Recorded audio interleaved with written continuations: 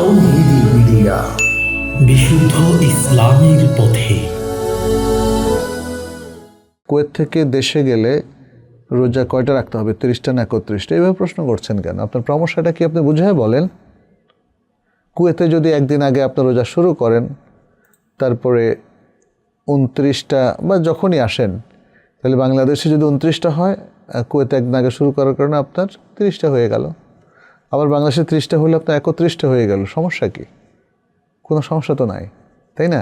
এখানে শেখ সালেহ বিন উসাইমিন সহ সবাই বলেছেন, যেখানে আপনি যে দেশে গেছেন সেখানের নিয়ম অনুযায়ী আপনাকে ঈদ করতে হবে। একদিন আগে কুয়েতের ঈদের দিন আপনি বাংলাদেশে বসে ঈদ করতে পারবেন না, আপনাকে বাংলাদেশের সাথে ঈদ করতে হবে। ফলে আপনার 31টা হয়ে যাওয়ার সম্ভাবনা। আবার এখানে আমাদের অনেক ভাইরা যেটা বলছেন যে সারা বিশ্বে যদি একসাথে রাখা যায় তাহলে তার কোনো সমস্যা থাকে না। কিন্তু সারা বিশ্বে একসাথে রাখাটা কি ফরজ না ফরজ না?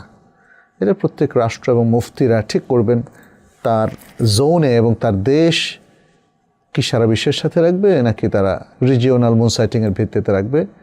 এই ইজতেহাদটা করার অধিকার আছে।